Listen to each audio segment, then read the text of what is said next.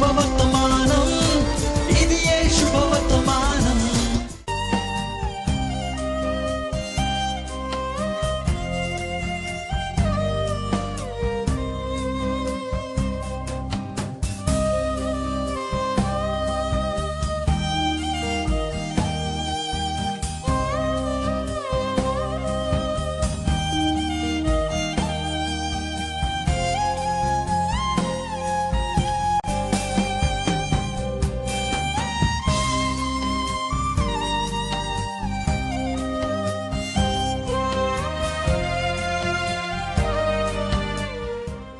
ప్రభునామం పేత మీ అందరికీ నా శుభములు తెలియజేస్తున్నాను. మరొకసారి శుభవర్తమానం అనే ఈ ఆధ్యాత్మిక టీవీ కార్యక్రమంలోనికి మిమ్మల్ని అందరినీ ప్రేమపూర్వకంగా ఆహ్వానించుచున్నాను. ప్రార్థించుకుందాం. ప్రియుడైన మా తండ్రి, మీ నామమునకు వందనాలు తెలియజేస్తున్నాం. ప్రవ్వా, ఈరోజు మీ సముఖంలో చేరడానికి సమయం ఇచ్చారు తండ్రి, మీకు వందనాలు ప్రవ్వా. మేము వాక్యం ధ్యానించుకుని సహాయం చేయండి తండ్రి. మా అందరి ఆత్మీయ జీవితంలో అవసరమైనటువంటి వర్తమానాన్ని మా అందరికి దయచేసి మా అందరితో ఈ వాక్యం ద్వారా మాట్లాడమని యేసు నామంలో అడుగుచున్నాము తండ్రి, ఆమేన్. ఈరోజు మనం ధ్యానించుకోబోయేటువంటి అంశం దేవుని నమ్మకత్వం, ఫెయిత్ఫుల్నెస్ ఆఫ్ గాడ్. దేవుని యొక్క నమ్మకత్వాన్ని ఒకసారి మనం చూసినట్లయితే దేవుని యొక్క దైవ గ్రంథంలో అనేక భాగములలో దేవుని యొక్క నమ్మకత్వాన్ని, దేవుని యొక్క విశ్వాస్యతను మనం చూడగలం. అయితే ఈ రోజు మనం 89వ కీర్తన మొదటి వచనాన్ని ఒకసారి మనం చదివినట్లయితే, యెహోవా యొక్క కృపాతిశయమును నిత్యము నేను కీర్తించెదను, తరతరములకు నీ విశ్వాస్యతను నా నోటితో తెలియచేసేదను. దేవుని పరిశుద్ధ నామం నాకు మహిమ కలుగును గాక. తరతరాలకి దేవుని యొక్క విశ్వాస్యతను, దేవుని యొక్క నమ్మకత్వాన్ని నా నోటితో తెలియజేసేదనని ఆనాడు కీర్తనకారుడైనటువంటి దావీదు ఈ వచనంలో తెలియజేస్తున్నటువంటి విషయాన్ని మనం ఇక్కడ చూస్తాం. అయితే ఈ కీర్తనకారుడైనటువంటి దావీదుకి తండ్రి అయినటువంటి యెహోవా చేసినటువంటి వాగ్దానాన్ని ఒకసారి మనం చూసినట్లయితే, అదే 89వ కీర్తన 35, 36, 37 వచనాలు మనం చదువుకుందాం.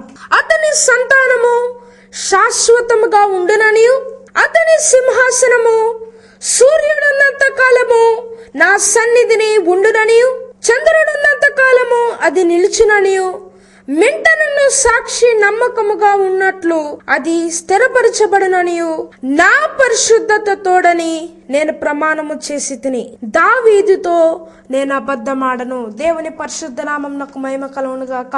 అలాంటి తండ్రి అయినటువంటి యెహోవా దావీదుకు చేసినటువంటి ఆ వాగ్దానాన్ని ఒకసారి మనం గమనించినట్లయితే, దావీదు యొక్క తరముల్లో వారి యొక్క పిల్లలు ఆ సింహాసనం మీద వారు ఉంటారు. సూర్యుడున్నంత కాలము వారు దేవుని యొక్క సన్నిధిన ఉంటారు అని ఆనాడు తండ్రి అయినటువంటి యెహోవా తెలియచేసినటువంటి స్థితిని మనం అక్కడ చూస్తాం. ఆనాడు దావీదుకి ఎందుకు తండ్రి అయినటువంటి యెహోవా ఆ వాగ్దానం చేశారు అనేటువంటి విషయాన్ని ఒకసారి మనం చూసినట్లయితే, దావీదు దేవుని యందు నమ్మకముగా ఉన్నటువంటి వ్యక్తిగా మనం చూడగలం. దావీదు దేవునికి ఆరాధకుడుగా ఉన్నటువంటి వ్యక్తిగా మనం చూడగలం. దేవునికి తన యొక్క విశ్వాసాన్ని కనపరుస్తున్నటువంటి వ్యక్తిగా మనం దైవ గ్రంథంలో చూడగలం. దేవుని యొక్క హృదయానుసారుడిగా మనం చూడగలం. దేవుడు చెప్పినదే ఆ మాటకు విధేయుడై జీవించినటువంటి వ్యక్తిగా దావీదును మనం చూడగలం. కనుక దావీదు యొక్క విశ్వాసాన్ని ప్రభువు చూసి, దావీదు యొక్క యథార్థతను ప్రభువు చూసి ఆనాడు తండ్రి అయినటువంటి యెహోవా దావీదునకు వాగ్దానం చేసినటువంటి స్థితిని మనం అక్కడ చూస్తాం. అయితే ఒక్కసారి మనం 103వ కీర్తన 17, 18 వచనాలు ఒకసారి మనం చదివినట్లయితే, ఆయన నిబంధనను గైకొనుచు ఆయన కట్టడలను అనుసరించి నడుచుకుని వారి మీద, యెహోవా యందు భయభక్తులు గల వారి మీద ఆయన కృప యుగయుగములు నిల్చును, ఆయన నీతి వారికి పిల్ల తరమున నిల్చును. దేవుని పరిశుద్ధ నామమునకు మహిమ కలుగును గాక. ఆనాడు దావీదు చేసినటువంటి పనిని ఒకసారి మనం చూసినట్లయితే, ఆనాడు దావీదు తన యొక్క పిల్లల తరములకు దేవుని యొక్క తన యొక్క ఆస్తిని దాచిపెట్టాడు. యెహోలోకంలో కూడా తన యొక్క ఆస్తిని ఉంచుకున్నటువంటి స్థితిని మనం చూస్తాం. తన యొక్క కుమారుడైన అయినటువంటి సొలొమోనుకి ఫైనాన్షియల్ బ్లెస్సింగ్స్ కాకుండా స్పిరిచువల్ బ్లెస్సింగ్స్ ను కూడా దాచిపెట్టినటువంటి స్థితిని మనం చూస్తాం. అవి ఏంటంటే దేవుని యొక్క నిబంధనలు గైకొనడం, దేవుని యొక్క కట్టడను అనుసరించి విశ్వాసంతో నడుచుకోవడం. ఆ క్రియలను ఎప్పుడైతే దేవుని యొద్ద దాచిపెట్టాడో అవే తన యొక్క ఫ్యూచర్ జనరేషన్కి జనరేషనల్ బ్లెస్సింగ్గా, స్పిరిచువల్ బ్లెస్సింగ్గా వారిపై కుమ్మరించినటువంటి స్థితిని మనం అక్కడ చూస్తాం. అయితే దేవుని యొక్క భయభక్తులు కల వారి మీద ఎటువంటి ఆశీర్వాదం ఉంటది, వారి పిల్లలకు ఎటువంటి ఆశీర్వాదం ఉంటది అనేటువంటి విషయాన్ని ఒకసారి మనం చూసినట్లయితే నిర్గమాకాండం 20వ అధ్యాయం 6వ వచనాన్ని మనం చదువుకుందాం. నన్ను ప్రేమించి నా ఆజ్ఞలు గైకొను వారిని 1000 తరముల వరకు కరుణించువాడనై ఉన్నాను. దేవుని పరిశుద్ధ నామమునకు మహిమ కలుగును గాక. దావీదు దేవుని యొక్క ధర్మశాస్త్రమునందు ఆనందించుచు, దివారాత్రుల్లో దాన్ని ధ్యానించుచు, దేవునిని ప్రేమించుచు ఎప్పుడైతే జీవించాడో, నన్ను ప్రేమించి నా ఆజ్ఞలు గైకొను వారిని 1000 తరముల వరకు కరుణిస్తానని ఆనాడు తండ్రి అయినటువంటి యెహోవా తెలియచేసినటువంటి మాటను మనం అక్కడ చూస్తాం. అయితే దావీదు చేసినటువంటి పని ద్వారా, దావీదు దేవుని యొక్క విశ్వాసం ఎప్పుడైతే చూపించాడో, తన యొక్క ఫ్యూచర్ జనరేషన్స్ కి ఆశీర్వాదాలు దేవుడు కుమ్మరించినటువంటి స్థితిని మనం అక్కడ చూస్తాం. అయితే ఒకసారి విశ్వాసులకు తండ్రి అయినటువంటి అబ్రహాంను కూడా చూసినట్లయితే ఆదికాండం 14వ అధ్యాయం 20వ వచనం, అప్పుడు అతడు అన్నింటిలోనూ ఇతనికి 10వ వంతు ఇచ్చెను. అన్నాడు అబ్రహాంను మనం చూసినట్లయితే మెల్కీసెదెకు క్రమ ప్రకారం 10వ వంతు దేవునికి దశమ భాగం తీసినటువంటి స్థితిని మనం అక్కడ చూస్తాం. అన్నాడు అబ్రహాం యొక్క పరిస్థితిని ఒక్కసారి మనం గమనించినట్లయితే, అన్నాడు తండ్రి అయినటువంటి యెహోవా ఇచ్చినటువంటి ధర్మశాస్త్రం అబ్రహాముకు తెలియదు, లేక అన్నాడు అబ్రహాంకి తండ్రి అయినటువంటి యెహోవా 10వ వంతు ఇవ్వాలని కూడా ఎవరూ నేర్పించలేదు. కానీ ఆనాడు అబ్రహామునకు దేవునిపై ఉన్నటువంటి ఆ గ్రాటిట్యూడ్ ని, ఆ విశ్వాస్యతను కనపరచడం ఈ రీతిగా మనం చూడగలం. అన్నింటిలోనూ 10వ వంతు ఇచ్చాను. ఈ రోజు మనం అనుకుంటాం సేవకునికి 10వ వంతు ఇస్తున్నాం కనుక మనం ఇవ్వక్కర్లేదులే అనుకుంటాం. కానీ ఆనాడు అబ్రహాం చెల్లించింది ఎవరికంటే దేవునికి ఆ 10వ వంతు చెల్లించినటువంటి స్థితిని మనం చూస్తాం. కనుక ఆ దశమ భాగం ఎప్పుడైతే దేవునికి ఇచ్చాడో, పరలోకంలో అవి దాచబడి ఉన్నటువంటి స్థితిని మనం చూస్తాం. ఆనాడు అబ్రహాము ఈ 10వ వంతు ఇవ్వడంలో ఉద్దేశం ఏంటంటే తన ఫ్యూచర్ జనరేషన్స్ కి అవి సమకూర్చుకున్నటువంటి స్థితిని మనం అక్కడ చూస్తాం. అయితే ఆనాడు అబ్రహాం ఎప్పుడైతే అంత విశ్వాసముగా అన్నింటిలోనూ తాను 10వ వంతు చెల్లించడం ఎప్పుడైతే ప్రారంభించాడో, అవన్నీ తండ్రి అయినటువంటి యెహోవా దాచి దాన్ని ఫ్యూచర్ జనరేషన్స్ కి ఇచ్చినటువంటి ఆశీర్వాదాన్ని ఒకసారి మనం చూసినట్లయితే, అన్నాడు అబ్రహాం యొక్క ముని మనవడైన, లేకపోతే అబ్రహాం యొక్క కుమారుడైనటువంటి ఇస్సాకు, ఇస్సాకు కుమారుడైనటువంటి యాకోబు, యాకోబు యొక్క 3వ కుమారుడైనటువంటి లేవీని ఒకసారి మనం చూసినట్లయితే, ఆ లేవీ గోత్రపు వారికి దేవుడు ఇచ్చినటువంటి ఆశీర్వాదాలను ఒకసారి మనం చూద్దాం. ద్వితీయోపదేశకాండం 18వ అధ్యాయం 1-2 వచనాలు మనం చదువుకుందాం. యాజకులైన లేవీయులకు అనగా లేవీ గోత్రీయులకందరికీ ఇశ్రాయేలీయులతో పాలైనను స్వాస్యమైనను ఉండదు. వారు యెహోవా హోమ ద్రవ్యములను తిందురు, అది వారి హక్కు. వారి సహోదరులతో వారికి స్వాస్యము కలగదు. యెహోవా వారితో చెప్పినట్లు ఆయనే వారికి స్వాస్యము. ఈ వచనాన్ని ఒకసారి మనం చూసినట్లయితే, తండ్రి అయినటువంటి యెహోవా వారికి ఇచ్చినటువంటి వాగ్దానాన్ని మనం చూస్తే, లేవీ గోత్రీకులకు వారి యొక్క తాత అయినటువంటి అబ్రహాము చేసినటువంటి ఆ పనిని బట్టి, ఆ యథార్థతను బట్టి దేవుడు తన యొక్క ముని మనవడైనటువంటి లేవీని ప్రభు ఎన్నుకుని ఆనాడు లేవీయులకు ఇచ్చినటువంటి ఆశీర్వాదాన్ని మనం చూసినట్లయితే, ఇశ్రాయేలీల్లో ఆ పాలు తేళ్లు ప్రవహించే దేశంలో వారికి పాలు ఇవ్వద్దు, నేనే వారికి స్వాస్యము. దేవుని పరిశుద్ధ నామమునకు మహిమ కలుగును గాక. ఒకసారి మనం చూసినట్లయితే దేవుడే యొక్క లోకాన్ని అంతటిని సృష్టించారు. ఈ లోకమంతా దేవుని యొక్క ప్రాపర్టీగా మనం చూడగలం. అయితే ఎప్పుడైతే దేవుడే వారి స్వాస్యం అయ్యారంటే దానిలో ఉన్నటువంటి అర్థాన్ని మనం చూస్తే ఆయన ప్రాపర్టీ అంతా కూడా వారికి ఇచ్చినటువంటి స్థితి. దేవుని పరిశుద్ధ నామమునకు మహిమ కలుగును గాక. ఆనాడు లేవీ గోత్రికులు వారి యొక్క చేసినటువంటి పనిని బట్టి దేవుడు ఈ లేవి గోత్రాన్ని ఎన్నుకుని వారిపై జనరేషనల్ బ్లెస్సింగ్ ని కొమ్మరించినటువంటి స్థితిని మనం చూస్తాం. దేవుని పరిశుద్ధ నామమునకు మహిమ కలుగును గాక.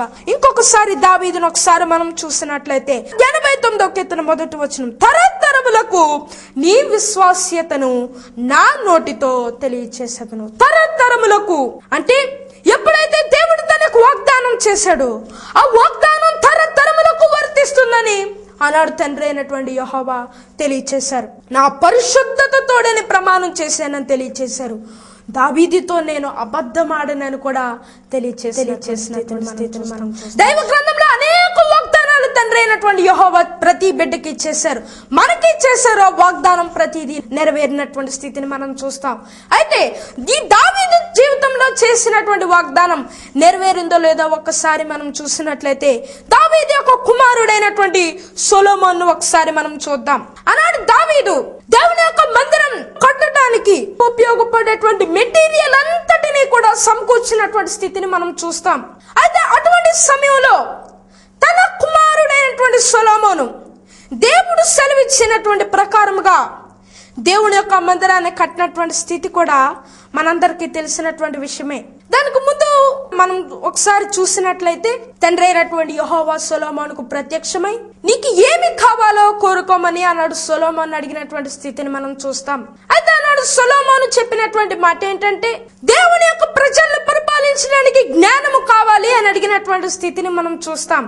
అయితే అటువంటి సమయంలో పరలోకపు జ్ఞానాన్ని తనకివ్వడమే కాకుండా ఆనాడు సొలొమోనుకు ఘనత ఐశ్వర్యము నీ ముందు ఉన్న రాజులు గాని నీ తర్వాత ఉన్న రాజులకు గాని అంత ఘనము అంత ఐశ్వర్యము కలగదని ఆనాడు తండ్రి అయినటువంటి యెహోవా వాగ్దానం చేశారు. మందిరాన్ని ఎప్పుడైతే సంపూర్తి చేసి దేవునికి ప్రతిష్ఠిస్తున్నటువంటి సమయంలో ఆ సందర్భాన్ని ఒక్కసారి మనం చూసినట్లయితే మొదటి రాజుల గ్రంథం 8వ అధ్యాయం 62, 63, 64 వచ్చిన చూసినట్లయితే ఆనాడు సొలొమోను చేసినటువంటి పనిని మనం చూసినట్లయితే ఎంతో గొప్ప మందిరాన్ని కట్టినటువంటి స్థితిని మనం చూస్తాం. ఎన్నో వేల గొర్రెలను, చాలా ఎక్కువ దహన బలులను, సమాధాన బలులను దేవునికి అర్పించినటువంటి స్థితిని మనం చూస్తాం. అయితే ఆనాడు సొలొమోను చేసినటువంటి ఆ దేవునికి ఇచ్చినటువంటి ఆ అర్పణను సొలొమోను తర్వాతే కానీ సొలొమోను ముందే గాని ఎవ్వరూ అర్పించలేనటువంటి స్థితిని మనం చూస్తాం. ఇది ఇశ్రాయేలు వారి చరిత్రలోనే ఒక రక్త దినముగా పరిగణింపబడాల్సినటువంటి స్థితిని మనం చూస్తాం. ఇది ఎంతో కాస్ట్లీ అఫైర్ గా మనం చూడగలం. అయితే అటువంటి అర్పణను అర్పించేలాగా దేవుడు సొలొమోనును దీవించినటువంటి స్థితిని మనం చూస్తాం. అయితే ఆ ప్రతిష్ఠించేటువంటి ఆ సమయంలో ఆనాడు సొలొమోను చేసినటువంటి ప్రార్థనను ఒక్కసారి మనం చూసినట్లయితే 2వ దినవృత్తాంతాల గ్రంథం 6వ అధ్యాయం 10వ వచనాన్ని ఒకసారి మనం చూద్దాం. అప్పుడు తాను అట్లు చెప్పి ఉన్న మాటను యెహోవా ఇప్పుడు నెరవేర్చి ఉన్నాడు. యెహోవా సెలవు ప్రకారము నేను నా తండ్రి అయిన దావీదునకు ప్రతిగా రాజునై ఇశ్రాయేలీల రాజాసనమందు కూర్చుండి ఇశ్రాయేలీల దేవుడైన యెహోవాకు మందిరము కట్టించి దేవుని పరిశుద్ధ నామమునకు మహిమ కలుగును గాక. ఆనాడు సొలొమోను చేసినటువంటి ప్రార్థనను ఒకసారి మనం చూసినట్లయితే నా తండ్రి అయినటువంటి దావీదునకు ప్రతిగా ఆనాడు సొలొమోను ఎప్పుడైతే ఆ ప్రార్థన చేశాడో ఆ మందిరము కట్టినటువంటి ఆ సమయంలో తన యొక్క తండ్రిని జ్ఞాపకం చేసుకుని తన తండ్రి గురించి ప్రార్థించుచున్నటువంటి విషయాన్ని మనం చూస్తాం. ఎప్పుడైతే ఆ ప్రార్థనను ఆనాడు సొలొమోను చేశాడో, ఎప్పుడైతే దావీదు యొక్క పేరు అక్కడ మెన్షన్ చేశాడో ఆ ప్రార్థన వెళ్ళి దేవుని యొక్క హార్ట్ స్ట్రింగ్ ని టచ్ చేసినటువంటి స్థితిని మనం చూస్తాం. ఎప్పుడైతే ఆ ప్రార్థన వెళ్ళి దేవుని యొక్క హార్ట్ స్ట్రింగ్ ని టచ్ చేసిందో వెంటనే తండ్రి అయినటువంటి యెహోవా దావీదును జ్ఞాపకం చేసుకుని కిందకి దిగి వచ్చినటువంటి స్థితిని మనం చూస్తాం. అయితే ఈ ప్రార్థన ఎప్పుడైతే దేవుని యొక్క హార్ట్ స్ట్రింగ్ ని టచ్ చేసిందో దాని వల్ల వచ్చినటువంటి రిజల్ట్ ను మనం చూస్తే 2వ దినవృత్తాంతాల గ్రంథం 7వ అధ్యాయం మొదటి 2 వచనాలు మనం చదువుకుందాం. సొలొమోను తాను చేయు ప్రార్థనను ముగించినప్పుడు అగ్ని ఆకాశం నుండి దిగి దహన బలులను ఇతరమైన బలులను దహించెను. యెహోవా తేజస్సు మందిరము నిండా నిండెను. యెహోవా తేజస్సుతో మందిరము నిండినందున యాజకులు అందులో ప్రవేశింపలేకపోయిరి. దేవుని పరిశుద్ధ నామమునకు మహిమ కలుగును గాక. ఆ ప్రార్థన విని తన సేవకుడైనటువంటి దావీదును జ్ఞాపకం చేసుకుని వెంటనే క్రిందకి దిగి వచ్చినటువంటి స్థితిని మనం చూస్తాం. అయితే అక్కడ ఒకసారి మనం గమనించినట్లయితే సొలొమోను అంత విధేయతగా, అంత నమ్మకంగా దేవుని యొక్క మందిరాన్ని కట్టించి ప్రార్థన ఎప్పుడైతే చేశాడో వెంటనే తన సేవకుడైనటువంటి దావీదును ప్రభు జ్ఞాపకం చేసుకున్నారు. ఒకసారి మొదటి రాజుల గ్రంథం 9వ అధ్యాయం 4-5 వచనాలు చూసినట్లయితే, నీ తండ్రి అయిన దావీదు నడిచినట్లు నీవును యథార్థ హృదయుడవై నీతిని బట్టి నడుచుకుని నేను నీకు సెలవిచ్చినదంతటి ప్రకారము చేసి నా కట్టడలను విధులను అనుసరించిన ఎడల నీ సంతతిలో ఒకడు ఇశ్రాయేలు మీద సింహాసనాసీనుడై ఉండక మానడని నీ తండ్రి అయిన దావీదునకు నేను సెలవిచ్చి ఉన్నట్లు ఇశ్రాయేలు మీద నీ సింహాసనము చిరకాలము వరకు స్థిరపరచుదును. దేవుని పరిశుద్ధ నామమునకు మహిమ కలుగును గాక. ఆనాడు సొలొమోనుతో తండ్రి అయినటువంటి యెహోవా ప్రత్యక్షమై తెలియచేసినటువంటి మాట ఏంటంటే, తన తండ్రి అయినటువంటి దావీదుతో చేసినటువంటి ఆ ప్రమాణాన్ని తిరిగి రెన్యూ చేసినటువంటి స్థితిని మనం చూస్తాం. ఏం ప్రమాణం చేశారండి అన్నాడు తండ్రి అయినటువంటి యెహోవా, సూర్యుడున్నంత కాలము నా సన్నిధిని ఉండుననియు, చంద్రుడున్నంత కాలము నా సన్నిధిని ఉండుననియు నా పరిశుద్ధత తోడని ప్రమాణం చేసి ఉన్నాను. అయితే దావీదుతో ప్రమాణం చేశారు. ఇక్కడ మనం చూసినట్లయితే తిరిగి తన యొక్క కుమారుడైనటువంటి సొలొమోను దినములలో దాన్ని తిరిగి రెన్యూ చేసినటువంటి స్థితిని మనం చూస్తాం. అయితే అప్పటికి దావీదు మరణించి 11 సంవత్సరాలు అయినటువంటి స్థితిని మనం చూస్తాం. దావీదు మరణించిన తరువాత 11 సంవత్సరాల తరువాత అదే వాగ్దానాన్ని జ్ఞాపకం చేసుకుని తన యొక్క విశ్వాస్యతను సొలొమోనుకు కనపరిచినటువంటి స్థితిని మనం చూస్తాం. దేవుని పరిశుద్ధ నామమునకు మహిమ కలుగును గాక. అయితే ఒకసారి మనం గమనించినట్లయితే ఆనాడు సొలొమోనుకి ఎంతో ఘనత, ఎంతో ఐశ్వర్యము, తన యొక్క ఘనత అనేకమైనటువంటి రాజ్యాలకు, రాజులకు, రాణిలకు వ్యాపించి షెబా దేశపు రాణి కూడా సొలొమోను యొక్క ఘనతను తను కట్టించినటువంటి ఆ యొక్క మందిరమును చూడడానికి వచ్చినటువంటి స్థితిని మనం చూస్తాం. అయితే దాని తరువాత సొలొమోను చేసినటువంటి పనిని ఒకసారి మనం చూసినట్లయితే మొదటి రాజుల గ్రంథం 11వ అధ్యాయం 3వ వచనాన్ని 4వ వచనాన్ని ఒకసారి మనం చదువుకుందాం. అతని తండ్రి అయిన దావీదు హృదయము వలె అతని హృదయము దేవుడైన యెహోవా ఎడల యథార్థము కాకపోయెను. అయితే ఆనాడు సొలొమోను చేసినటువంటి పని ఏంటంటే, తన తండ్రి అయినటువంటి దావీదు వలె కాక దేవుని యందు విశ్వాసం కలిగి జీవించకుండా, దేవుని యందు యథార్థము కలిగి జీవించకుండా ప్రక్కకి వెళ్ళినటువంటి స్థితిని మనం చూస్తాం. అయితే అటువంటి సమయంలో తండ్రి అయినటువంటి యెహోవా సొలొమోనుతో మాట్లాడి తెలియచేస్తున్నటువంటి మాటను ఒకసారి మనం చూస్తే 11వ వచనం ఒకసారి మనం చదువుకుందాం. నేను నీతో చేసిన నా నిబంధనను కట్టడలను నీవు ఆచరింపకపోవుట నేను కనుగొనుచున్నాను గనుక ఈ రాజ్యము నీకుండకుండా నిశ్చయముగా తీసివేసి నీ దాసునికి ఇచ్చేతను. అయినను నీ తండ్రి అయిన దావీదు నిమిత్తము నీ దినముల యందు నేను అలాగున చేయక నీ కుమారుని చేతిలో నుండి దాన్ని తీసివేతను, రాజ్యమంతయు తీసివేయను. నా దాసుడైన దావీదు నిమిత్తము నేను కోరుకొనిన యెరూషలేము నిమిత్తమును ఒక గోత్రము నీ కుమారునికి ఇచ్చేదను. దేవుని పరిశుద్ధ నామమునకు మహిమ కలుగును గాక. ఆనాడు తండ్రి అయినటువంటి యెహోవా తెలియచేసినటువంటి మాటను ఒకసారి మనం చూసినట్లయితే, ఆనాడు సొలొమోను దేవుళ్ళ నడవకపోయినప్పటికీ, దేవుని యందు యథార్థంగా జీవించకపోయినప్పటికీ, నీ రోజుల్లో అది జరగకుండా నీ కుమారుని దినముల్లో ఆ రాజ్యమును తీసివేసి నీ సేవకునికి ఇత్తును. అయినను నా సేవకుడైనటువంటి దావీదు నిమిత్తము, నా యెరూషలేము నిమిత్తము ఒక గోత్రమును నీ కుమారునికి ఇచ్చేదను. అలాంటి తండ్రి అయినటువంటి యెహోవా దావీదుతో చేసినటువంటి ప్రమాణం, సూర్యుడున్నంత వరకు, చంద్రుడున్నంత వరకు నీ సింహాసనం సదాకాలం ఉంటది, నీ వెలుగు ఇశ్రాయేలులో నుండి పోదు అని తెలియచేసినటువంటి ఆ యొక్క వాగ్దానం, దావీదుతో అబద్ధమాడకుండా చేసినటువంటి ఆ వాగ్దానం ఒకవేళ సొలొమోను తొలగిపోయినప్పటికీ కూడా ఆనాడు తండ్రి అయినటువంటి యెహోవా ఆ ప్రామిస్ ని తన యొక్క సేవకుడైనటువంటి దావీదును జ్ఞాపకం చేసుకుని ఒక్క గోత్రాన్నైనా ఏలడానికి అధికారం ఇస్తానని తెలియచేశారు. అయితే అప్పటికి దావీదు చనిపోయి 23 సంవత్సరాలైనటువంటి స్థితిని మనం చూస్తాం. దేవుని పరిశుద్ధ నామమునకు మహిమ కలుగును గాక. దావీదు చనిపోయి 23 సంవత్సరాలైనప్పటికీ అయినప్పటికీ కూడా ఆ వాగ్దానాన్ని జ్ఞాపకం చేసుకొని సొలొమోనుకు తన నమ్మకత్వాన్ని కనపరిచినటువంటి స్థితిని మనం చూస్తాం. అదే రీతిగా అబియామును ఒక్కసారి మనం చూసినట్లయితే సొలొమోను కుమారుడైనటువంటి రెహబాము కుమారుడైనటువంటి అబియామును ఒకసారి మనం చూద్దాం.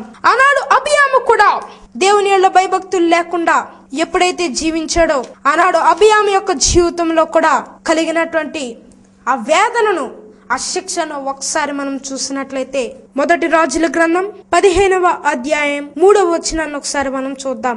అతడు తన తండ్రి పూర్వము అనుసరించిన పాప మార్గములన్నిటిలో నడిచెను.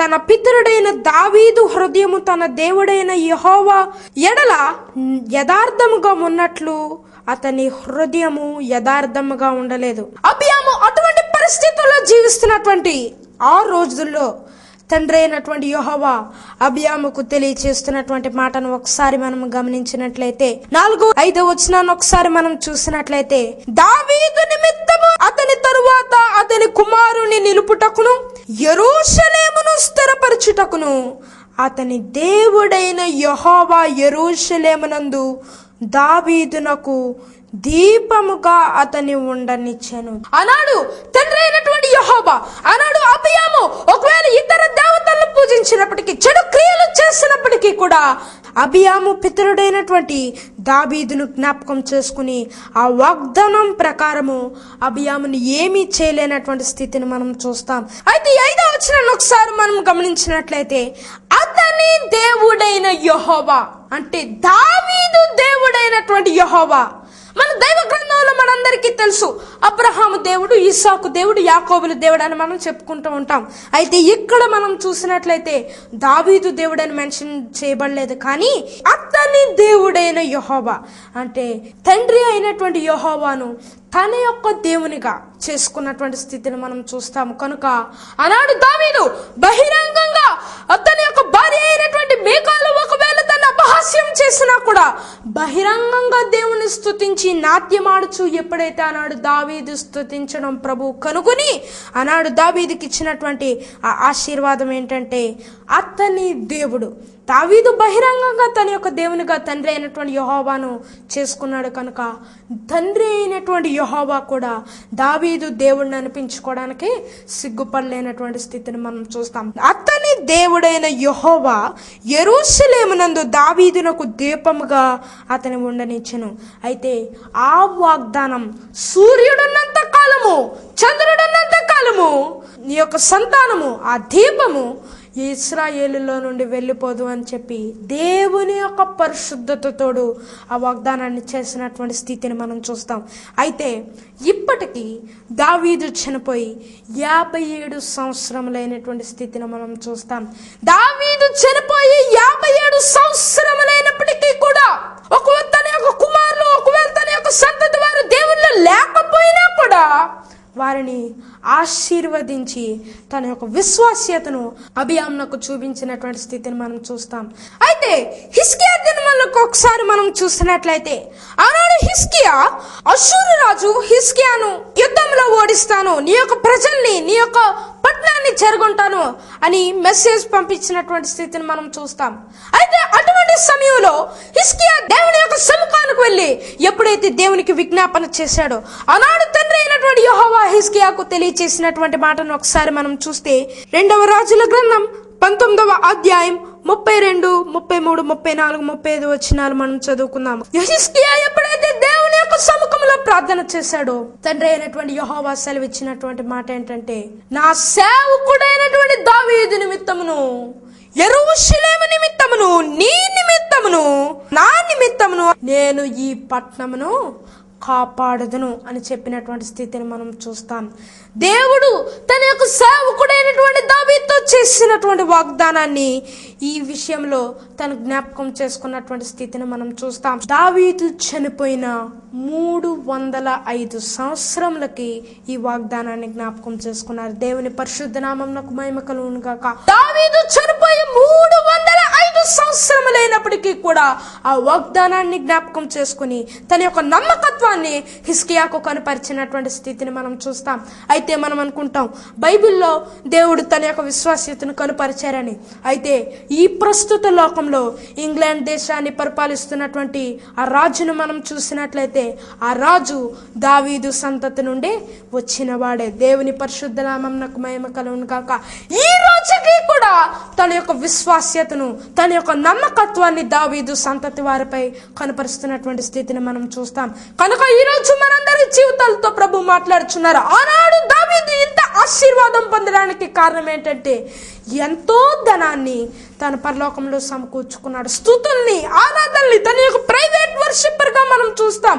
ఈ రోజుల్లో గాస్పుల్ సింగర్స్ కానీ లేకపోతే ఆరాధన చేసేవాళ్ళు కానీ ప్రజలందరూ చూస్తున్నారా లేదా, ప్రజలందరూ వచ్చారా లేదా, ప్రజలందరూ వచ్చి వారిని చూస్తేనే కానీ వారు పాటలు పాడనంటున్నారు. అయితే ఈ రోజు ఈ వాక్యం ద్వారా ప్రభు మనందరితో మాట్లాడుచున్నారు. దావీదుకు ప్రజలు ఎవరూ లేరు. దావీదు ఒక్కటే ప్రైవేట్ వర్షిప్పర్ గా పిలువబడ్డాడు. అదే రీతిగా పబ్లిక్ వర్షిప్పర్ గా కూడా తన యొక్క స్తుతులను దేవునికి చూపించాడు. కనుక ఆ స్తుతులే ఆ పరలోకంలో సమకూర్చుకున్నటువంటి స్థితిని మనం చూస్తాం. గడిచినటువంటి ఎపిసోడ్స్ లో మనం ధ్యానించుకున్నాం. Faith is one of the currencies of heaven గా మనం ధ్యానించుకున్నాం. అయితే ఫెయిత్ ఒక కరెన్సీ, విశ్వాసం ఒక కరెన్సీ, అదే రీతిగా నమ్మకత్వం ఒక కరెన్సీ, స్తుతులు ఒక కరెన్సీ. ఆ కరెన్సీస్ అన్నిటినీ కూడా పరలోకంలో దాచుకున్నాడు. కనుక ఆ ఆశీర్వాదం ఇప్పటికీ కూడా తరగనటువంటి ఆశీర్వాదం ఫ్యూచర్ జనరేషన్ వారు అనుభవిస్తున్నటువంటి స్థితిని మనం చూస్తాం. అయితే చివరిదిగా ఒక్కసారి మనం చూసినట్లయితే ఎలీషాను మనం చూద్దాం. 2వ రాజుల గ్రంథం 13వ అధ్యాయం 20-21 వచనాలు మనం చదివితే, తరువాత ఎలీషా మృతి పొందగా వారు అతనిని సమాధిలో ఉంచిరి.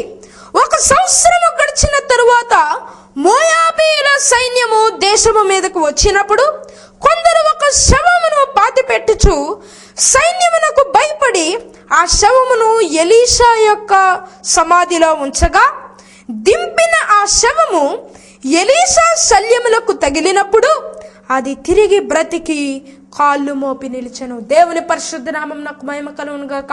ఈ లేఖన భాగాన్ని ఒక్కసారి మనం చూసినట్లయితే డ్రై బోన్స్ గా మనం చూడగలం, డెడ్ బోన్స్ గా మనం చూడగలం, ఓల్డ్ బోన్స్ గా మనం చూడగలం.